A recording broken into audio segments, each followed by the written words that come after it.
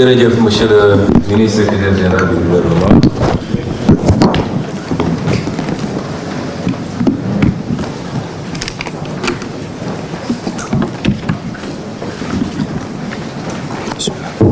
defe naa yegsi nañu ci cappaandawu daje bi ñuy gërëm ñëpp di leen sant di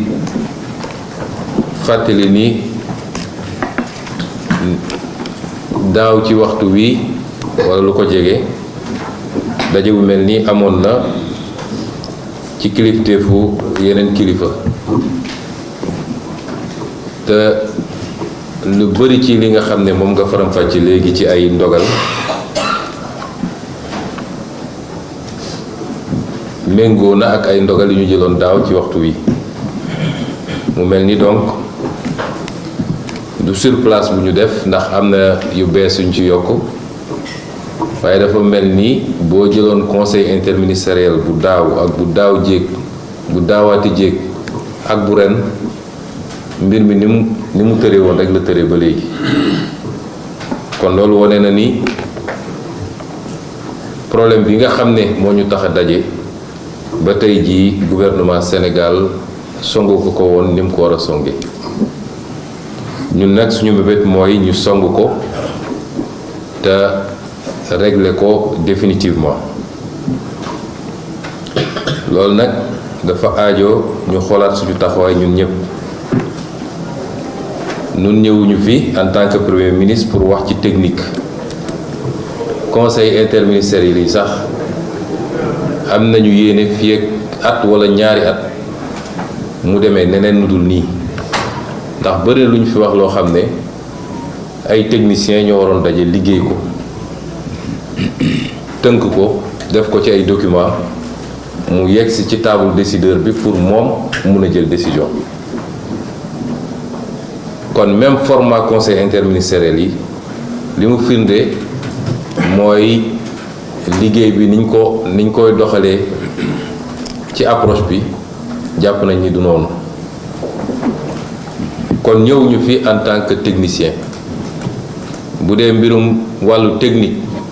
technicien yi fi exposé ñooñu ko gën a xam foofu te mate nañ bu dee ci wàllu administration ñoom préfet gouverneur yi ngi fii te mate nañ ko kon suñ fiy ñëw dañ fiy ñëw en tant que autorité politique te politique nag baaxewul di dugg ci détails yi waaye day xool li nga xam ne mooy li ñu war a jël ci orientation ak décision pour mbir mi ñoŋe ñu jàpp ni faaw rek état bi monter en puissance faw état bi gën a am dëgër laay ak taxawaay ci mbir mi te dina ko am bu soobee yàlla loolu dafa laaj nag ñu am moyens yi nga xam ne jumtuwaay ak koppar boo xam ne moo ñuy dooleel pour ñu mën koo def loolu ni mu amee ci domaine bii la amee ci yeneen domaine yépp nag moo tax suñu premier pari ñun mooy régler le problème du financement endogène de nos politiques publiques te fépp foo xam ne suñu koppar nga fa dinañ ko fa jëli bu soobee yàlla moo xam ci suñu ressources naturelles yi nga xam ne ñu ngi koy saaxe wala yokk suñu capacité mobilisation ci wàllu l'impôt réduction du train de vie de l'État waaye it xaalisu réew mi nga xam ne nekk na ci loxo yi mu warul nekk ay nit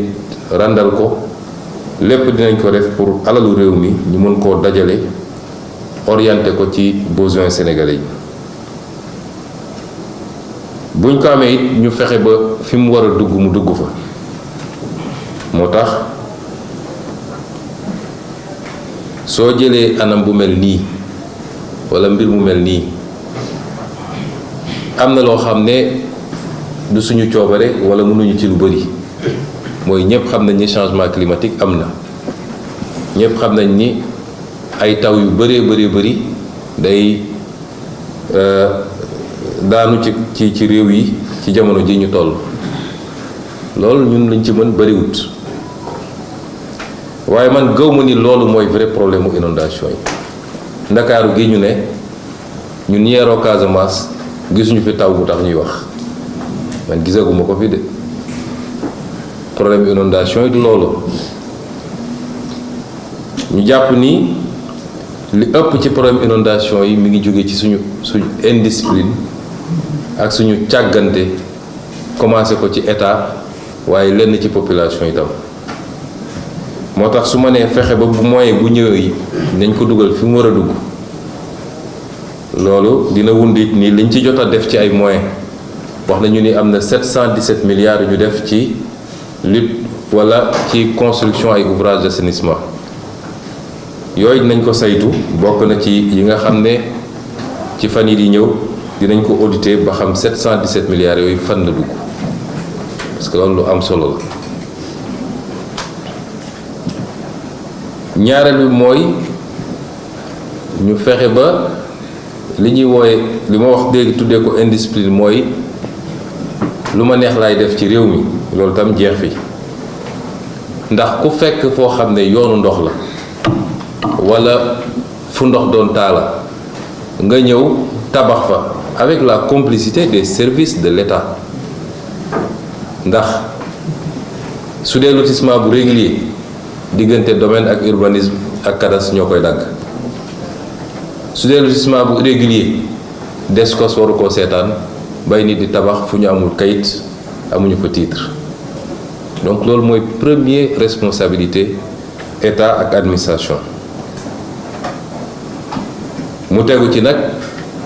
li nga xam ne ci population yi la sama bëgg-bëgg lay topp aw ma fu ma dëkk fiir moo ñu dese il faut ma dëkk bu ñu bàyyi yooyu nag di am après ñu dellu siwaat ne état na ko régler am na bërëb yoo xam ne pour nga assainir ko tey fu ñu doon def assainissement normal 1000 foofu di nga fa def 10 000 te du tax nga am résultat parce que ndox moom doole gi mu àndal bu dee buy ball jóge ci suuf wala bi nga xam ne day taxaw fa kooku moom yàgg-yàgg day dellu si rek kon il faut que ñu xam ni mbir mi il faut mu soppiku te dinañu jël ay matuwaay yu mat sëkk bokk na ci matuwaay yooyu fépp foo xam ne ñu ngi fay tabax te muy zone non aedificandi yi dinañ joxe ndigal pour ñu arrêté ko lu ci mën a nekk conséquence rek dinañ ko assumer parce que gouverner nag mooy nga jël sa responsabilité lu baaxul ci réew mi wala baaxul ci askan wi nga dakkal ko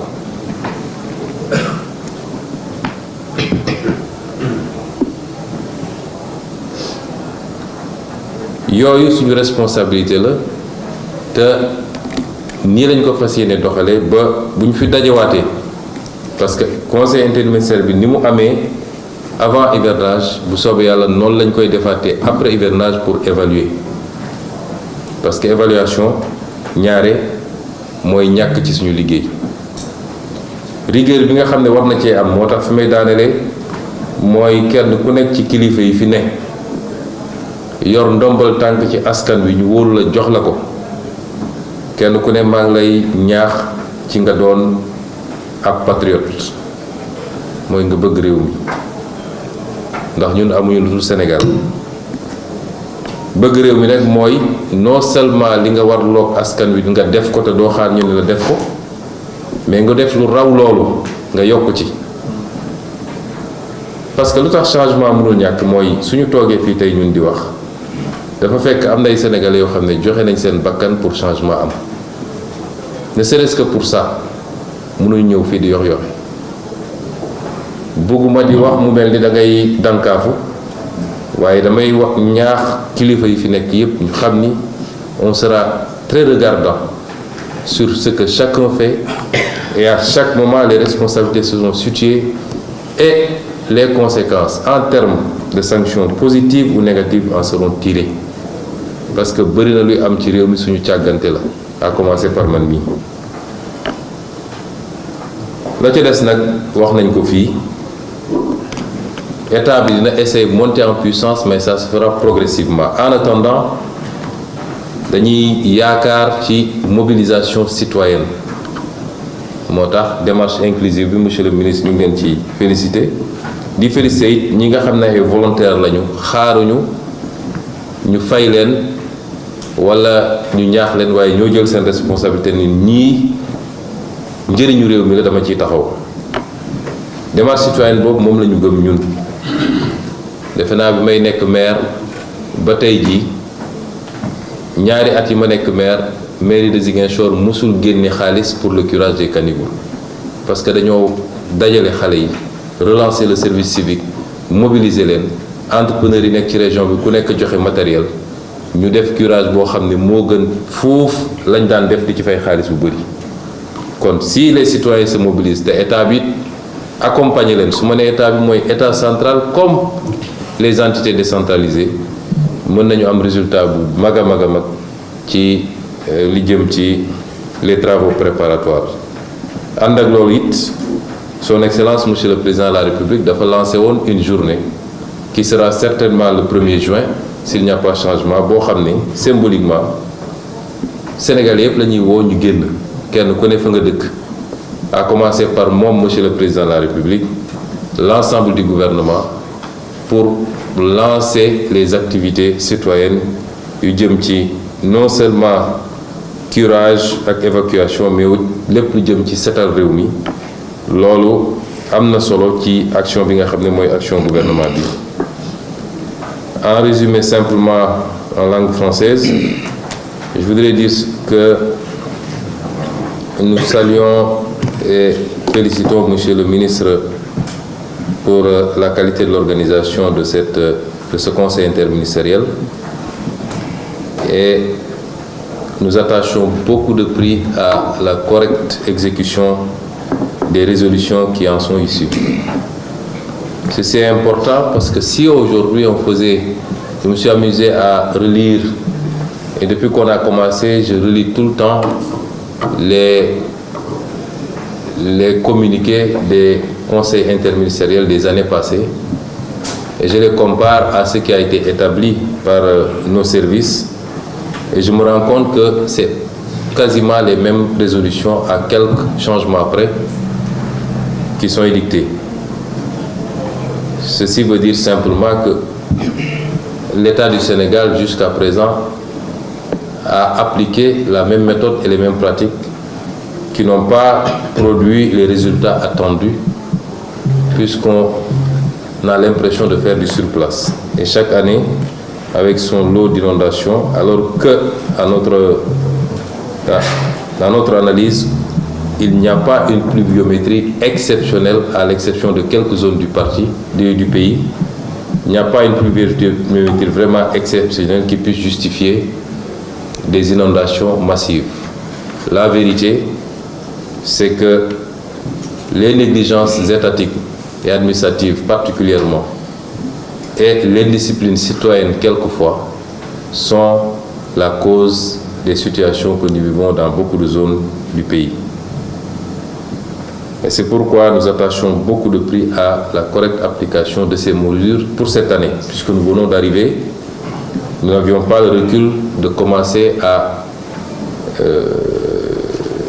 expérimenter le nouveau format qui va s'appliquer à partir de l'année prochaine certainement.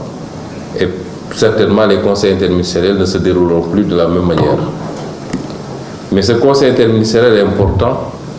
parce que de tous les conseils interministériels que j'ai eu à présider jusqu'à présent, celui-ci interpelle beaucoup plus l'État et les services de l'État. Pour tenir un conseil interministériel sur la campagne agricole, l'État est un acteur parmi tant d'autres. Sur le pèlerinage ou la préparation de la Tabaski, l'État est un acteur parmi tant d'autres. Mais pour cette question-ci, l'État est l'acteur principal, pour ne pas dire à 90%. Cette question relève de la responsabilité de l'État. Responsabilité technique, responsabilité administrative et évidemment responsabilité politique. Et c'est pourquoi nous considérons que l'État doit monter en puissance pour en finir définitivement avec cette équation. S'il devait y avoir des inondations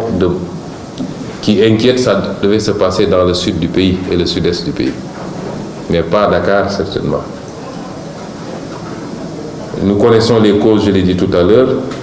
et nous allons trouver les moyens pour injecter le maximum de ressources dans le règlement définitif, étant entendu qu'il restera toujours des problèmes liés à certaines zones, parce que si des quartiers flottants ont été installés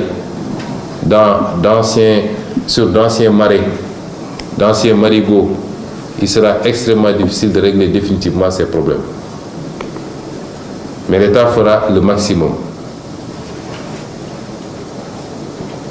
Trouver des moyens suppose aussi que ces moyens soient utilisés à bon escient.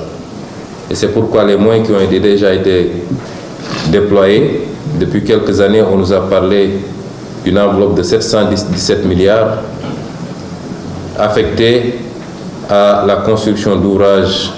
de drainage. Cette enveloppe fera l'objet d'un audit approfondi pour que nous puissions savoir à quoi elle a été utilisée. Il faut en finir également avec l'anarchie et il faut que l'État soit fort dans la protection des citoyens contre eux-mêmes quelquefois. Et c'est pourquoi nous allons instruire les services compétents pour mettre un terme à toutes les constructions anarchiques sur des zones non édificantes ou celles qui ont été édifiées sur des voies d'évacuation. Et sur celles qui ont été édifiées sur des voies d'évacuation, nous n'hésiterons pas à libérer ces emprises pour que l'évacuation normale des eaux puisse reprendre. Et à côté de ces actions de l'État, nous continuerons à lancer un appel à la mobilisation citoyenne et nous félicitons toutes les organisations citoyennes qui ont pris part et celles qui n'ont pas pu être présentes aujourd'hui ici pour leur esprit patriotique. Je donne souvent un exemple, ce que nous avons pu faire à Ziguinchor où pendant 2 ans, on n'a jamais eu recours à des entreprises pour faire le travail qu'il fallait faire. Avec une bonne mobilisation citoyenne, les caniveaux ont été régulièrement curés, les rues nettoyées, sans que la mairie ait eu à débourser le moindre fonds. Nous donc lançons un appel à cette mobilisation citoyenne et remercions également les forces armées. Nous sommes venus avec un programme qui essaye de réactiver ou réactualiser le concept armée-nation qui nous a été très cher quand nous étions plus jeunes. Et aujourd'hui, la participation de l'armée est appréciable et elle va s'accroître, Monsieur le ministre des Forces armées et Monsieur le ministre de l'Intérieur, pour qu'elle puisse suppléer au manque que nous avons constaté par rapport aux services classiques de l'État, mais également les privés qui interviennent dans le travail d'assainissement. Et c'est pourquoi le président de la République a décidé d'organiser cette journée citoyenne qu'il présidera lui-même, quand lui-même sera sur le terrain, où on appellera tous les citoyens, chacun dans son quartier, dans son village, dans son département ou dans sa ville, à se mobiliser. Évidemment, c'est une journée symbolique, mais cette mobilisation ne va pas s'arrêter à cette journée. Mais symboliquement, et tout le gouvernement avec le président de la République, pour que, en attendant de lancer véritablement le programme que nous voulons avec les moyens que nous allons mobiliser, que l'action citoyenne combinée avec la participation de l'armée nous permette d'anticiper sur un certain nombre de risques. Je vous remercie donc tous d'avoir participé à ce conseil interministériel et vous souhaite un bon retour dans vos